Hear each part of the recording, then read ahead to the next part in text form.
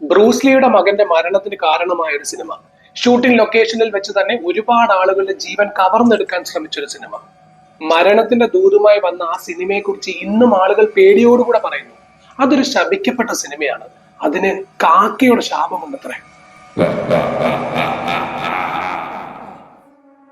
1994 ഇറങ്ങിയ ദ ക്രോ എന്ന സിനിമയെ എന്തുകൊണ്ട് ആളുകൾ ഇത്രയും ഭയപ്പെടുന്നു? കുറ്റങ്ങളും ഭീകരതയും നിറഞ്ഞ ഈ സിനിമയെ കുറിച്ച് നമുക്ക് കൂടുതൽ അറിയാം. Welcome to the new video.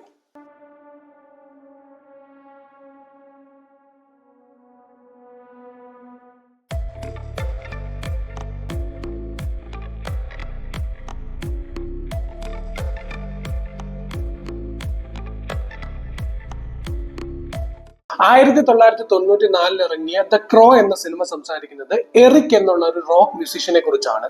എറിക്കിനെയും എറിക്കിന്റെ girl ഫ്രണ്ടിനെയും ഒരു ഗ്യാങ് അതിക്രൂരമായി ആക്രമിക്കുകയും കൊലപ്പെടുത്തുകയും ചെയ്യുന്നു. എന്നാൽ ഒരു വർഷത്തിന് ശേഷം എറിക് വീണ്ടും പുനർജനിക്കുകയാണ്. എറിക്കിന് ജീവൻ തിരികെ കൊടുക്കുന്നത് ഒരു കാക്കയാണ്, ഒരു നിഗൂഢമായ കാക്ക. തിരികെ ജീവൻ ലഭിച്ച എറിക്കിന് ഇപ്പോൾ അത്ഭുത ശക്തികളുണ്ട്. എറിക്കിന്റെ മുമ്പിൽ ഇപ്പോൾ ഒരേ ഒരു ലക്ഷ്യം മാത്രമേ ഉള്ളൂ: തന്റെ ഗേൾ ഫ്രണ്ടിനെ അതിക്രൂരമായി കൊന്ന ഗ്യാങ്ങിലെ ഓരോ ആളുകളെയും കണ്ടുപിടിച്ച് പക വീട്ടുക. എറിക്കിന്റെ ഈ ലക്ഷ്യത്തിൽ എറിക്കിനെ സഹായിക്കാനായി ഈ നിഗൂഢമായ കാക്കയും കൂടെ കൂടുന്നു. ഇതാണ് ദ ക്രോ എന്ന സിനിമ സംസാരിക്കുന്ന കഥ.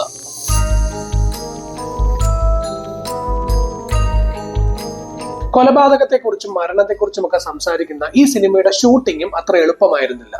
ഷൂട്ടിംഗ് ലൊക്കേഷനിൽ നിരവധി പ്രശ്നങ്ങൾ ഉണ്ടാക്കിയ ഈ സിനിമയുടെ ചിത്രീകരണം അവസാനം ചെന്നെത്തിയത് മഹാനടനായ ബ്രൂസ്ലിയുടെ മകന്റെ മരണത്തിലാണ്. ബ്രൂസ്ലിയുടെ മകനായ ബ്രാൻഡൻ ലീ ആണ് ഈ സിനിമയിലെ പ്രധാന കഥാപാത്രമായ എറിക്കിന്റെ വേഷം കൈകാര്യം ചെയ്യുന്നത്. ഒരുപാട് ആക്ഷൻ സീനുകളൊക്കെ ഉള്ള ഒരു സിനിമ ആയതുകൊണ്ട് തന്നെ ഓരോ സീൻ എടുക്കുന്നതിന് മുമ്പും അതിൽ ഉപയോഗിക്കുന്ന ആയുധങ്ങളും അതിന്റെ ഡമ്മി വെർഷൻസും ഒക്കെ വ്യക്തമായി വിശദമായി പരിശോധിക്കുന്നത് പതിവായിരുന്നു. സിനിമയുടെ പല സീനുകളിലും ഉപയോഗിക്കുന്ന തോക്കുകളിലെല്ലാം തന്നെ ഉള്ളത് ഡമ്മി ബുള്ളറ്റുകളാണ്. എന്നാൽ എന്തോ കാരണത്താൽ ആരുടെയോ അശ്രദ്ധ മൂലം ഒരു ദിവസം തോക്കിനകത്ത് ഡമ്മി ബുള്ളറ്റിന് പകരം യഥാർത്ഥ ബുള്ളറ്റ് അകപ്പെട്ടു പോയി. നിർഭാഗ്യവശാൽ ആ ദിവസത്തെ ഷൂട്ടിംഗ് രംഗമെന്ന് പറയുന്നത് എറിക് എന്ന് പറയുന്ന കഥാപാത്രത്തെ മറ്റൊരു കഥാപാത്രം വെടിവെക്കുന്നതാണ്. Lights, camera, action. വെടികൊണ്ട ബ്രാൻഡൻ ലീ താഴെ കിടന്ന് പിടയുന്നത് കണ്ട ഡയറക്ടർ ഉൾപ്പെടെ ആ സെറ്റിൽ ഉണ്ടായിരുന്ന മിക്കവരും വിചാരിച്ചു അത് ബ്രാൻഡൻ ലീയുടെ അഭിനയമാണ്. എന്നാൽ ഡയറക്ടർ കട്ട് പറഞ്ഞിട്ടും താഴെ നിന്നും എണ്ണീച്ചു വരാത്ത ബ്രാൻഡൻ ലീയെ കണ്ട് എല്ലാവരും ഞെട്ടലോടുകൂടി ഒരു സത്യം മനസ്സിലാക്കി. അതെ, ബ്രാൻഡൻ ലീക്ക് യഥാർത്ഥത്തിൽ വെടികൊണ്ടിരിക്കുന്നു.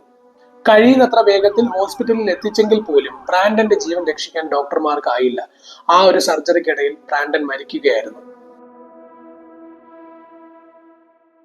ഏറ്റവും വിഷമമുള്ള കാര്യം എന്ന് പറഞ്ഞാൽ ശാപം കൊണ്ടായിക്കോട്ടെ വിധിയുടെ വിളയാട്ടം കൊണ്ടായിക്കോട്ടെ മരിച്ച ബ്രാൻഡൻ ലീക്ക് വെറും 28 വയസ്സ് മാത്രമേ ഉണ്ടായിരുന്നുള്ളൂ. അത്രയും ചെറുപ്രായത്തിൽ തന്നെ ആ ആക്ടറിന്റെ കരിയറും ജീവിതവും അവസാനിച്ചു.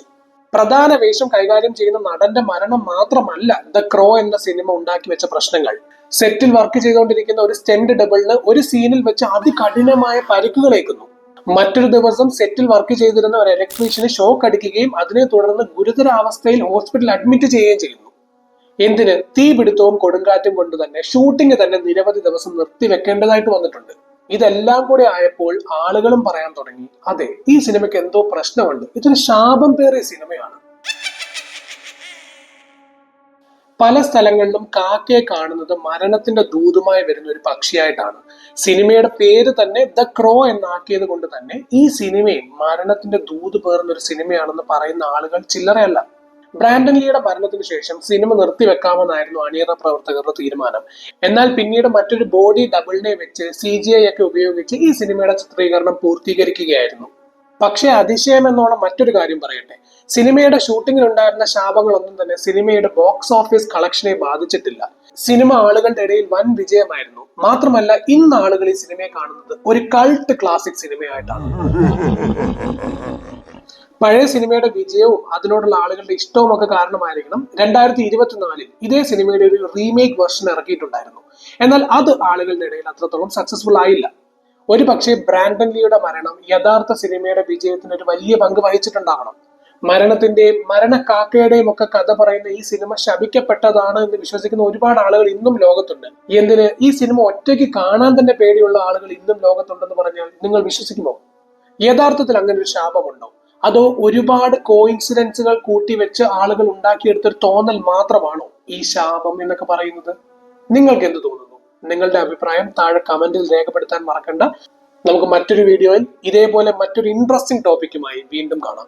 അതുവരേക്കും ബൈ.